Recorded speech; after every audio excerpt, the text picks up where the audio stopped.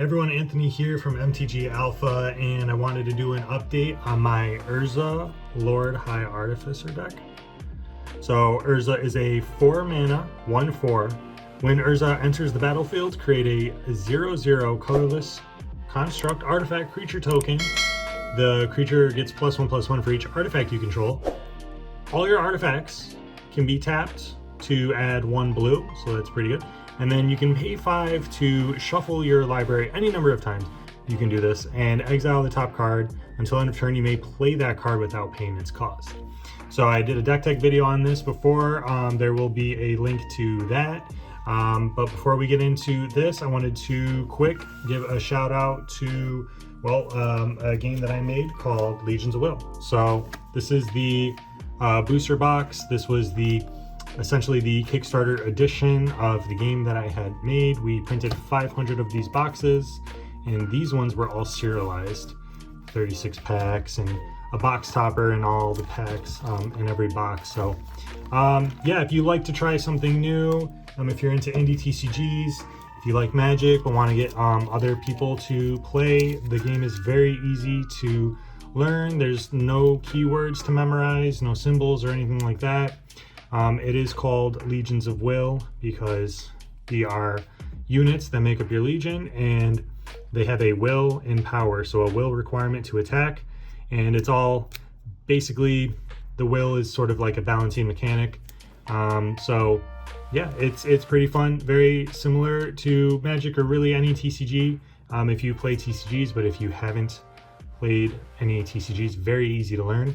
The main idea is that you have 3 base cards and you want to upgrade your bases, protect them, and you want to destroy your opponent's bases to win. So there will be a link to my website for the game in the description.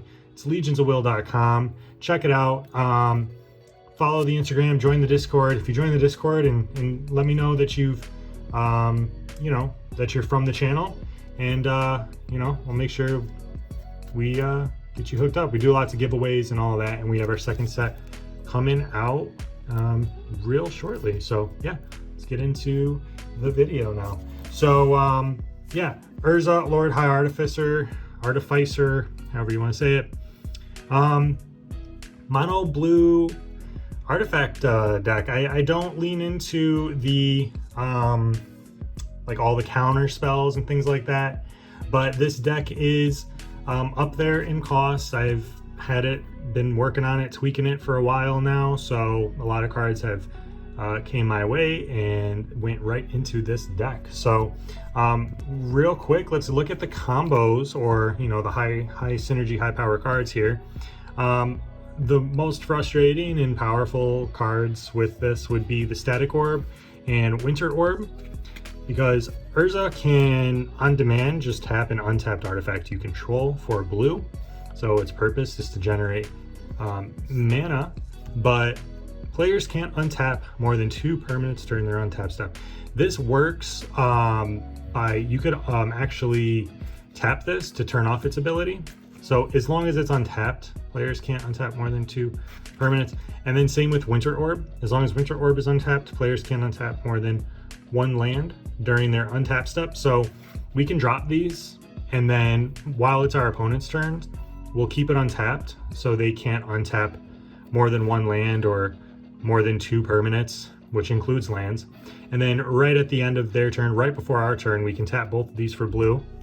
And then, oh, it's untapped now. So we can untap all of our stuff, including these cards. It's very annoying, but it's powerful, and hey, that's what Urza does. Another pretty good combo is the Karn and Mycosynth Lattice combo. Karn says activated abilities of artifacts your opponent's control can't be activated. Mycosynth Lattice makes all permanents artifacts in addition to their types. Also, cards that aren't on the battlefield and spells and permanents are all colorless, and players may spend mana as though it were mana of any color. So that's good.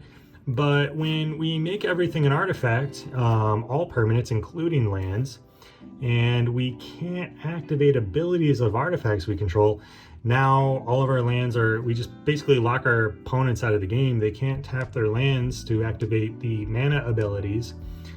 so they can't do anything. It's pretty frustrating, but yeah. Also, Karn has a pretty cool ability to uptick it until your next turn.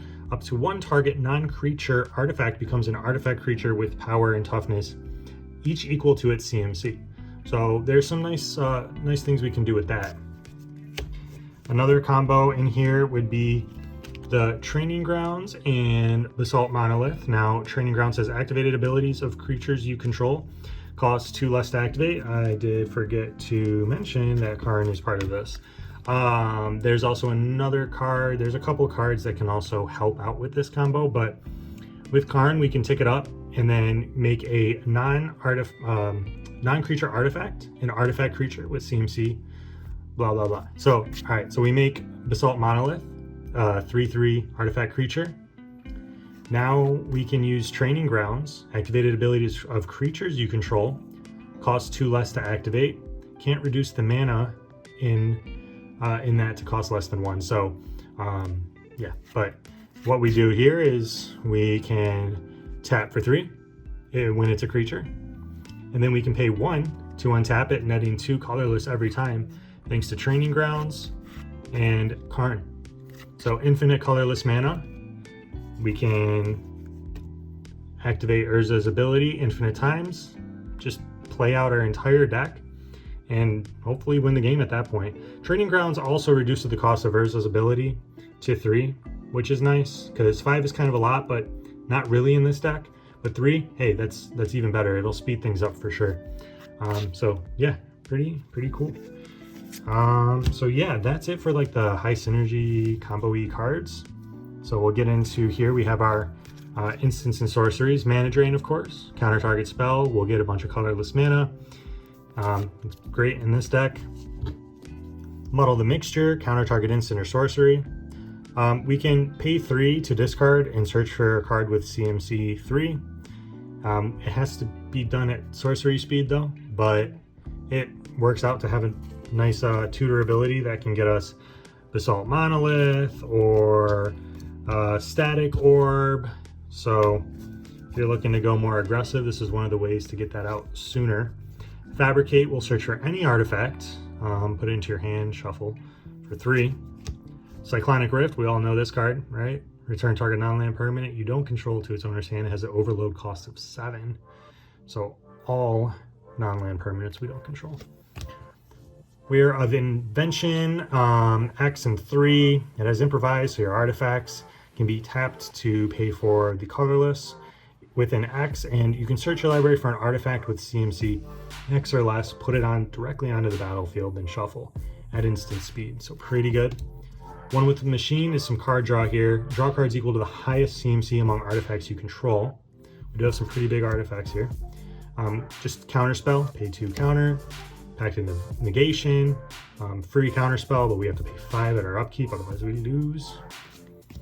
Pongify, a little bit of interaction here. Destroy target creature. It can't be regenerated. Its controller creates a 3/3 green 8 at instant speed. Force negation. You know what? I might have fibbed a little bit. I do have more counter spells in here than I remembered. Yeah, I forgot I came across some of these and I said, let's lean into the counters a little bit more. Yeah, Force negation. If it's not your turn, you may exile a blue card from your hand rather than pay this spell's mana cost. Counter target non-creature spell, exile it instead of putting it in its owner's graveyard. Beautiful card. Really glad to pull that. Mystical Tutor, tutor up an instant at instant speed. And all is dust. Each player sacrifices all colored permanents he or she controls. So we really are an artifact deck playing a lot of colorless permanents, and for 7 we can just wipe the entire board. Force of Will, yeah, all right, I forgot yeah, counter target spell, and you can pay 1 and exile a blue card rather than pay its cost. So yeah, I did lean into the counters. Yeah. What are you gonna do? All right, Mirrored and Besieged. ETB, you choose one. I typically choose, whenever you cast an artifact spell, create a 1/1 colorless mirror artifact creature token. But the other one's pretty good too. At the beginning of your end step, draw a card and discard a card. If there's 15 or more artifact cards in your graveyard, target opponent loses the game. efficient construction. Whenever you cast an artifact, create a 1/1 Thopter for 4. So these are our enchantments here. Copy artifact. What does it do? Well, you can pay 2 and it enters as a copy of an artifact. Yeah. So reserve list card, really it's, you know, whatever, but it costs 2, so it's cheaper. Pretty much the exact same thing as Mirror Maid, which costs 3, except this can also enter as an enchantment. Yeah. Yeah, pretty much the same card. Mechanized production, enchant artifact you control. At the beginning of your upkeep, create a token that's a copy of it, which is great. And then if you control 8 or more artifacts with the same name, you win the game. Heuristic Study. Whenever an opponent plays a spell, you draw a card unless they pay 1. We all know that. Master of Ethereum. So I really like the constructs sort of effects. So we do have a lot of artifacts, and I want a lot of cards in this deck that have this similar ability where the power and toughness are equal to the number of artifacts you control. This also gives other artifact creatures you control +1/+1, but yeah, as much as this as we can get in the deck, just artifacts that just get increasingly big. Artifacts you control have hexproof. At the beginning of your upkeep, if you control the artifact with the highest CMC or is tied, you get to draw a card. So really, really good. Vedalken Archimage. Whenever you cast an artifact spell, draw a card. Whenever you cast an artifact spell, create a Thopter. You can pay 2, sacrifice 2 artifacts to draw a card. This is originally the commander of the deck until Urza came out. Well, before this, so it started off as Breya, then I made it mono blue with Sai, and then Urza Lord High Artificer came out, and now that's what it is now. Phyrexian Metamorph, 3 in Phyrexian. So you can pay blue or 2 life. You may have Phyrexian Metamorph enter the battlefield as a copy of any artifact or creature on the battlefield. Arkham Dagson, tap target artifact creature's controller, sacrifices it. Then that player may tutor up a non-creature artifact and put it directly onto the battlefield. Emery Lurker of the Loach. When Emery Lurker of the Loach enters the battlefield, put the top 4 cards of your library into your graveyard. Tap, choose target artifact card in your graveyard, and then you may cast it this turn. Memnite is just a 0 cost 1/1. So those things that say whenever you play an artifact, blah, blah, blah, it works with that. And also for 0, this doubles as, you know, a mana producing artifact for 0. We can just pay 0, tap it for blue. Metalworker, tap, reveal any number of artifact cards in your hand, add 2 colorless mana to your mana pool for each card revealed this way. Every time I play this card, people immediately get rid of it. So this is like one of my favorite cards in the deck, but I've never gotten to get the effect from it. It's like, man. But yeah, it's really cool. No one lets me play. I mean, yeah, I mean, you shouldn't. You should get rid of it, but I was glad that this card came out because, like I said, I like that sort of like construct sort of effect that comes with Urza. Card's power and toughness are equal to the greatest mana value among artifacts you control, and then it has that like other artifact ability here. At the beginning of your upkeep, add colorless for each artifact you control. This mana can't be spent to cast non-artifact spells until end of turn. You don't lose this mana as steps and phases end. So it's a big boy, can get bigger, and we can gain a bunch of mana, a bunch of colorless mana off of it. Memnarch costs 7, so we can pay 3 to make a permanent an artifact in addition to its types, and we can pay 4 to gain control of that artifact. And if everything is already an artifact with the what was it, Mycosynthelatus, then we can just pay 4 to gain control of it. And then if we have Training Grounds out, we can pay 2 to gain control of everything. So that's an interesting interaction. Haven't actually done that yet. Tezzeret Betrayer Flesh. The first activated ability of an artifact you activate each turn costs 2 less to activate. You can uptick to draw 2 cards and discard 2 cards unless you discard an artifact. You can -2 to make a artifact become an artifact creature. If it isn't a vehicle, it has a base power toughness of 4/4. So this works with the Basalt Monolith and Training Grounds as well. So it's another way that you can get that out. And you can -6 to get an emblem. Whenever an artifact you control becomes tapped, draw a card. Now that ability, all of these abilities are relevant, and that ability is really nice. So we can, it's when it becomes tapped, so it's not directly, it's not being activated by this effect. So when we tap something for blue with Urza, we can get that mana and we can draw a card because an artifact became tapped. So it works really nice in here. Tezzeret Artifice Master. We can uptick it to create a Thopter, a 1/1 Thopter with flying. We can pay 0 to draw a card. If we control 3 or more artifacts, we're going to draw 2 instead every time. And it's ultimate for 9. You get an emblem. At the beginning of your end step, search your library for a permanent card, put it onto the battlefield, then shuffle your library. Pretty nuts. Karn Living Legacy. We can uptick to create a tapped Power Stone token. It's an artifact that taps for colorless to be spent only on artifact spells. We can -1 to pay any amount of mana and look at that many cards from the top of your library. Put one of those cards into your hand, the rest in the bottom. You can pay, take it down 7. You get an emblem with tap an untapped artifact you control and deal 1 damage to any target. So I haven't done that last ability, but it could give us a slight advantage and bring us to where we need to go. And then we have a few more Planeswalkers here. Karn, so all the Karns, really, Karn, Tezzeret, throw it in here. Reveal the top 2 cards of your library, an opponent chooses 1. You put that card into your hand and exile the other one with a slur. So you'll get one of those cards right away. The other one you can -1 to put that card into your hand, the other one. And then the construct effect, -2, and then create a construct with that has +1/+1 for each artifact you control. I love those effects.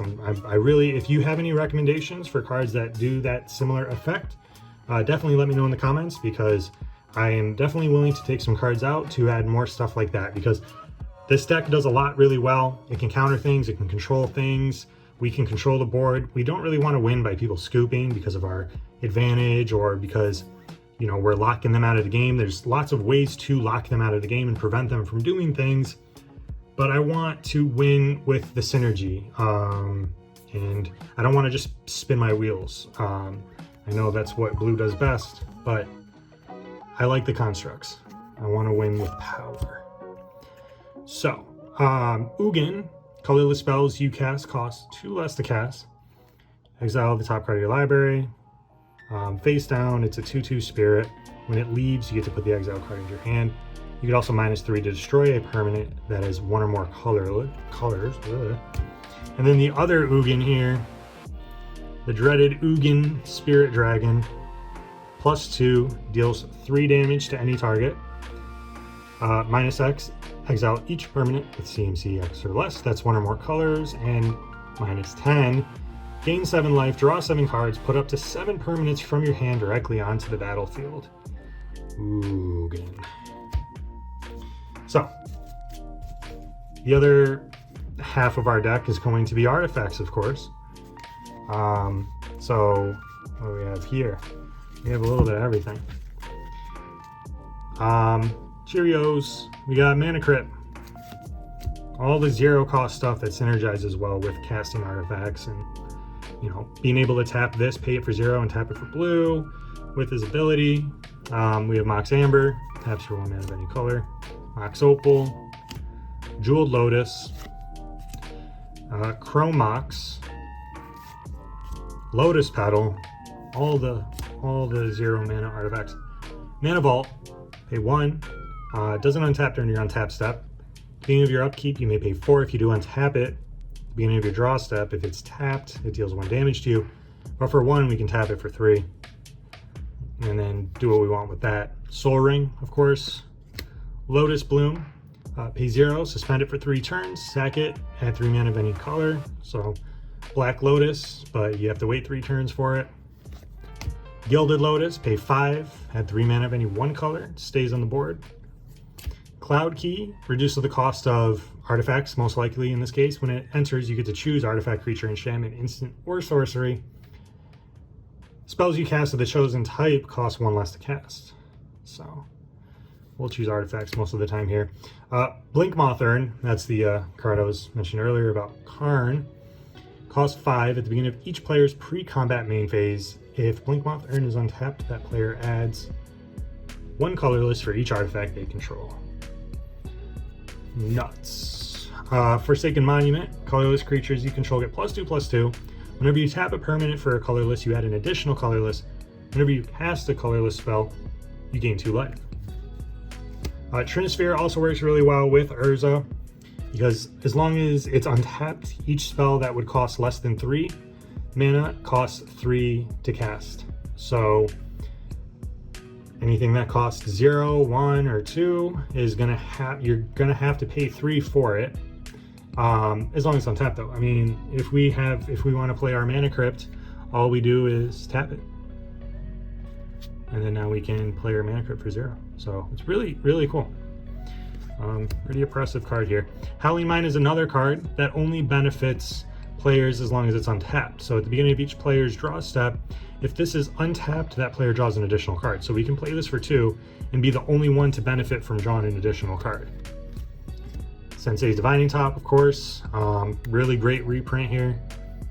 We can pay 1 and look at the top 3 cards of our library, put them back in any order. We can tap this to swap out the top of our card with Sensei's Divining Top. It's a good way to just kind of like get a, filter the top of your deck, sort of. Unwinding Clock, untap all artifacts you control during each other player's untap step. Pretty nuts. Artifacts are pretty powerful. A lot of synergy with them. Vidalcan Ori, you may cast spells as though they had flash for 4. Sculpting Steel enters the battlefield as a copy of any artifact on the battlefield. Mystic Forge, we do have other cards in here that are potential combo pieces here. Mystic Forge is one of them. You may look at the top card of your library at any time. You may cast the top card of your library if it's an artifact.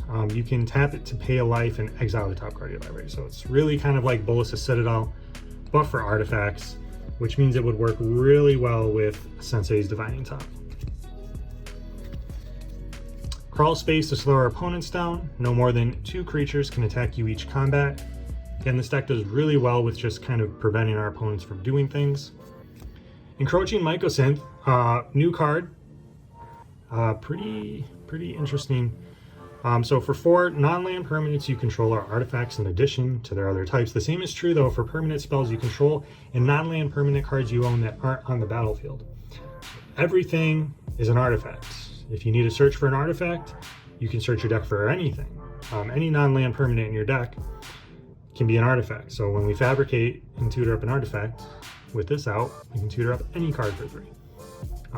And anything that has to do with graveyard synergy, like Emery, that would work really well as well. So yeah, it's just nice to make everything an artifact. Kind of like Mycosynth Lattice, but covers the gaps there. Nettle Cyst. So again, I love these effects. Living Weapon, so when you pay 3, it enters, attach it to a germ. You can pay 2 to equip it to a creature, and the equipped creature gets +1/+1 for each artifact and or enchantment you control. Very powerful effect. Love it. I love those effects. Commander's Plate. Equipped creature gets +3/+3 and protection from each color that's not in your commander's color identity. So Urza will be, if we choose to attach, because we could pay 3 to equip it to our commander, it costs less, or we could pay 5 to equip it to whatever, but that creature will get protection from every color but blue. It's pretty nuts. Really great in, well, colorless decks or any like monocolor decks, really. Immortal Sun. Players can't activate Planeswalkers' loyalty abilities, so you gotta be careful. We do run quite a few Planeswalkers. At the beginning of your draw step, you draw an additional card. Spells you cast cost 1 less to cast, and creatures you control get +1/+1. All for 6, and it's an artifact, so why not? Cauldron Complete, cost 7, so Living Weapon. Yep. It's indestructible.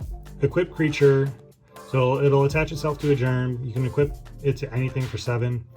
Equipped creature gets +5/+5, first strike, trample, indestructible, haste, and whenever it deals combat damage to a creature, exile that creature. I like the more like aggressive approach to artifacts versus just having an absolute ton of synergy. I do like weaponizing the creatures more. Darksteel Forged, simply put, artifacts you control are indestructible.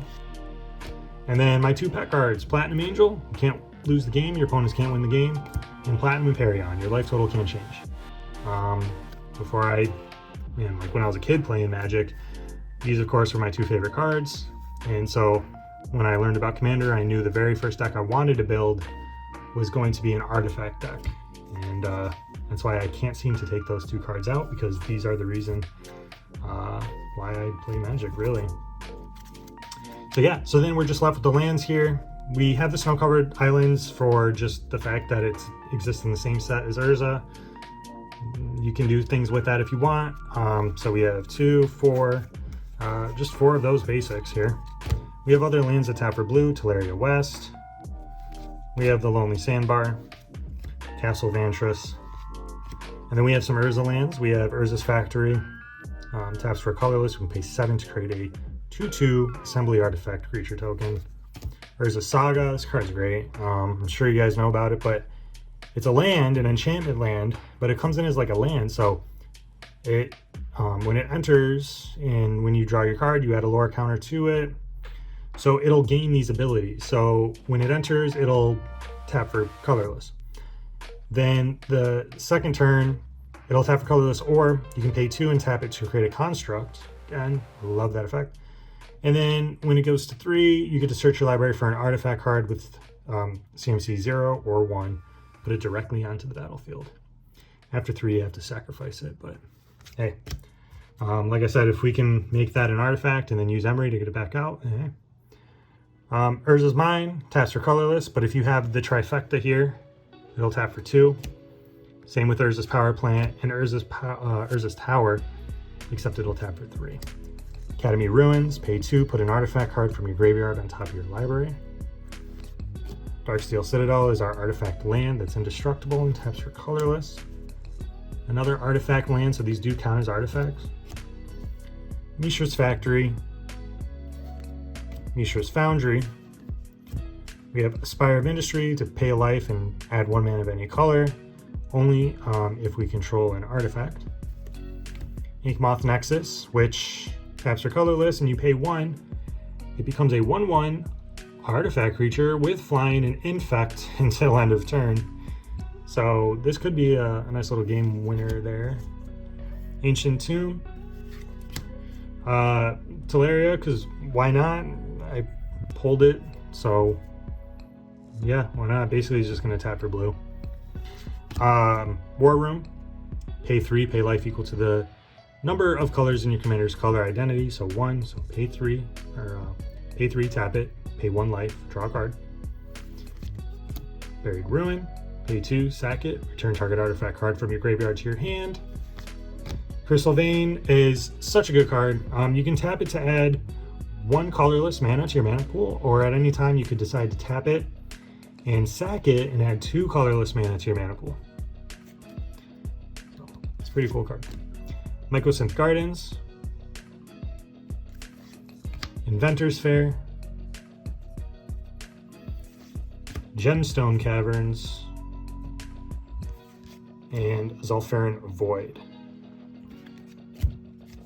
So that is the update for the Urza Lord High Artificer deck.